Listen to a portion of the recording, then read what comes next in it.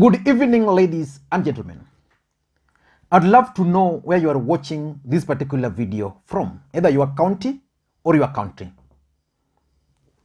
The politics of this country is taking shape very fast. President Uhuru Kenyatta was with Raila Odinga in Mombasa. And today the president has released 4 names of the new commissioners to serve at IEBC. William Samoei Ruto also met with his brigades in Karen. But one man was clearly missing during that particular event. Moses Kuria. Where is Moses Kuria? For those who follow this channel, at the peak of Kiambaa parliamentary by-election, I opined that the outcome of Kiambaa was going to mark the end of Moses Kuria. And I advised Moses Kuria to make only one prayer: Jubilee win. But that did not happen. The UDA candidate won. And because the UDA candidate won, Moses Kuria lost big time. I'm going to share or put a link to another video where I suggested that William Ruto was cleverly finishing Moses Kuria using the Kiambaa parliamentary by-election. Today, the DP met his brigades in Karen. The member of parliament for Juja, who was elected on PEP, showed up in URP colors. Tell me where Moses Kuria is. So in this video today, I want to try and explain to you guys why Rigathi Gachagua is the choice for running mate for the Deputy President William Samoei Ruto in 2022. Moses Kuria is being sidelined. But before we do that, if you're watching this channel for the first time, I want you to take a second or two and click the subscribe button so that next time we produce a video like this, YouTube will automatically notify you. And to the subscribers, I want to continue. Thank you guys for your continued support. Now let us get back to the main issue. One of the biggest headache for the Deputy President William Ruto is actually the choice of a running mate. In central Kenya, he has narrowed down that option to one man, Rigathi Gachagua. Yesterday, something very interesting happened, and I know most of you did not take note of it. And because that's why I'm here, let us just go together to William Ruto's Facebook page. Let us go there. Yesterday there was a meeting, and the DP Ruto is saying in this meeting that and without faith it is impossible to please God, because anyone who comes to him must believe that he exists and that he rewards those who earnestly seek him. Hebrew 11:6. Fellowshipped with the leadership of Africa Independent Pentecostal Church of Africa, Nairobi Diocese at Karen, Nairobi. Now, if you go through these photos, which were shared by the DP, you'll realize that Rigathi Gachagua was actually sitting next to the Deputy President William Samoei Ruto. Why was he the one sitting next to the Deputy President William Ruto? He's not a bishop. In an ideal situation, either a bishop would have been next to the Deputy President. And going further, there was another photo of the two gentlemen, Rigathi Gachagua and the DP, walking together majestically. Moses Kuria again was missing. Let us conclude that Moses Kuria has been sidelined. Now let me take you back immediately after the last election. After the last election, the Deputy President had options for the running mate. On top of that list was actually Anne Waiguru.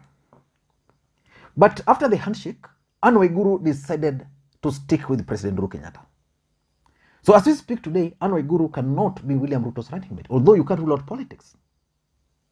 So Anne Waiguru was the first person. The second person was actually Mwangi wa Iria. Not really Mwangi wa Iria, Mwangi Kiunjuri. But Mwangi Kiunjuri, just recently, this week or last week, over the weekend, made a statement which suggests that he's not ready to be William Ruto's running mate. According to Mwangi Kiunjuri, Mandeleo Chap is able to go to State House and meet because they have a political party. Raila Odinga has been able to be in government throughout because he has his own political party. So Mwangi Kiunjuri believes that for him, he's going to go to 2022 politics with his own political party. Whether he's going to support Ruto or not, but he's going to use his own political party, the Service Party. Again, that rules him out. The third guy who was also featuring very prominently during that time was actually William Kabogo. And I remember at some point, the DP even took with him Kabogo to an event in Molo, for those who remember. And during that event, Kabogo kind of almost endorsed him. But Kabogo has also disappeared from the radar. Then, the two gentlemen remaining were actually Moses Kuria and Rigathi Gachagua. But you know, Moses Kuria was emerging as a strong guy. But Moses Kuria also failed that in politics, you don't outshine the master. He was outshining President Uhuru Kenyatta in Kiambu by delivering the Juja parliamentary seat. Again, Moses Kuria was also outshining William Samoei Ruto when it comes to the central Kenya politics. His political party was winning seats and winning seats and winning seats. And the fact that he refused to join the deputy president's party, the UDA, also ruled him out. So the guy who is now left is actually Rigathi Gachagua. And I've done several videos about Rigathi Gachagua. And in one of the videos, I opined that Rigathi Gachagua was actually outsmarting Kiunjuri and outsmarting Moses Kuria to be William Ruto's right-hand man as far as central Kenya politics is concerned. At that point, Rigathi Gachagua was going to the radio stations, TV stations, articulating the UDA and the Hustler Nation agenda so well. Give him credit that. At the same time, he engaged himself in a fight with the First Family and President Uhuru Kenyatta. Again, that won the heart of the DP. But Moses Kuria is now out. So we're now left with Rigathi Gachagua. Why do you think Rigathi Gachagua is outwitting this other gentleman? Before we get into that, why do you think Central Kenya is insisting that they must have a running mate that Ruto must give them a running mate? The truth of the matter is that in 2013, Ruto delivered the Kalenjin votes, 100% almost, to President Uhuru Kenyatta. In return, the president rewarded Ruto with the vice president or the deputy presidency. In 2017, the same. So the question which the Kikuyu nation are asking is, you voted for us, but we give you this. We are going to vote for you, but you must give us this. But the challenge for the DP is the rest of Kenya. Are the rest of Kenya comfortable with another Kikuyu running mate? So Ruto must get a running mate from the larger Mount Kenya region because of 3 or 4 reasons. 3. The first reason is actually the game of numbers. You know, Central Kenya has the numbers. And the fact that they don't have a credible presidential candidate as at now, someone can emerge. You don't rule them out. As long as they still don't have a credible candidate, and William Ruto is also running, it means Ruto must do everything possible to win the support of the larger Mount Kenya region. The truth of the matter is that if you want votes, get it from the larger Mount Kenya region. And without the support of the larger Mount Kenya region, William Ruto's presidential bid is actually near 0.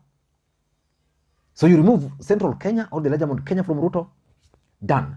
He understands this, and therefore he must do every other thing, including sacrificing to have one of them as his running mate. Number 2 is Uhuru Kenyatta factor. Uhuru Kenyatta has refused to support the DP. His plans are not known as at now. What will happen if the DP decides to appoint, let's say, Rashid Echesa, my friend, or even Boni Alwale as his running mate, or even Johnson Muthama as his running mate? to get the Kamba votes. Do you think that will go down well with the people of the larger Mount Kenya region? That's the point. Now they'll start listening to what the president has been telling them. And again, the fact that President Uhuru Kenyatta is not supporting his DP means he must do everything possible to please the people of the larger Mount Kenya region. The DP must do everything to please them. If Uhuru was supporting Ruto, I mean, it would have been different. Uhuru would have supported him, then probably a running mate, maybe even from somewhere else.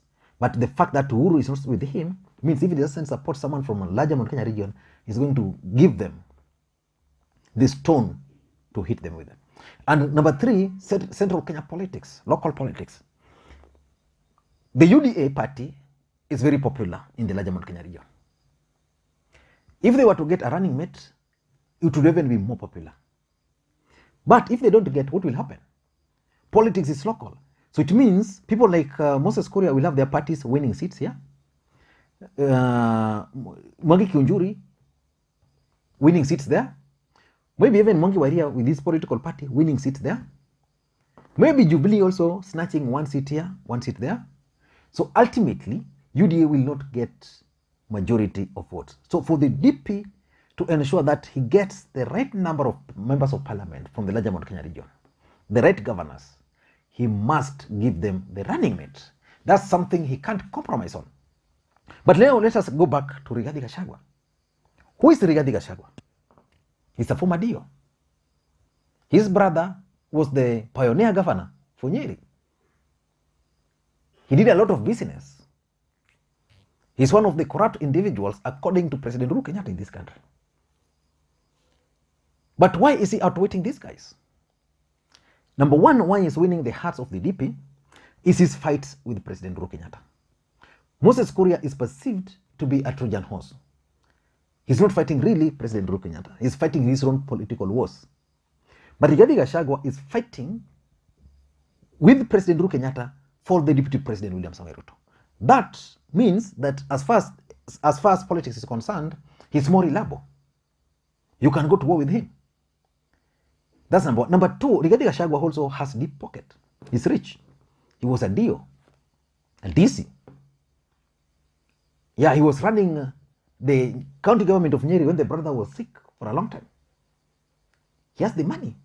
And money speaks. So Rigathi Gachagua is actually able to influence people around the DP. And that's why I pointed out those photos from William Ruto's Facebook page.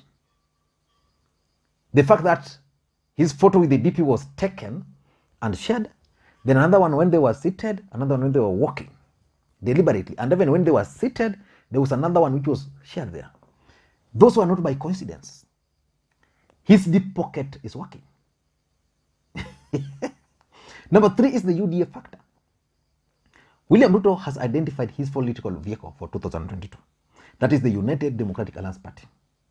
For him to succeed, it means he must strengthen that party. And how can he strengthen that party? He can strengthen that party when and if Moses Kuria is out, also competing with him. So we needed someone who could go out there and sell his party.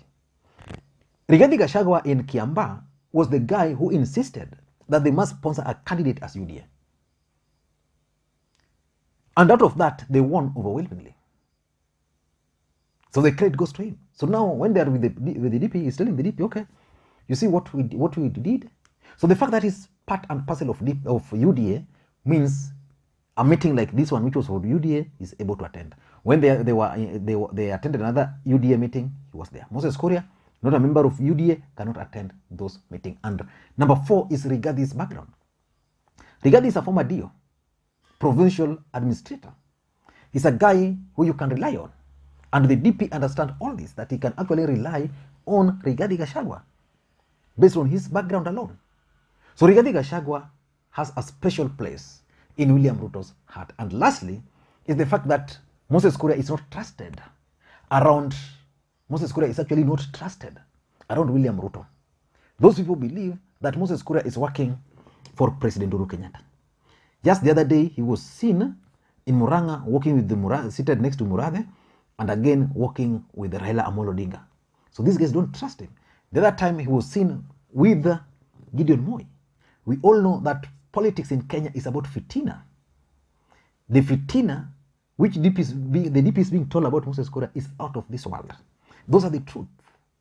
I don't know what you think, but that's my take. Again, I want to thank you guys so much for your continued support. Enjoy.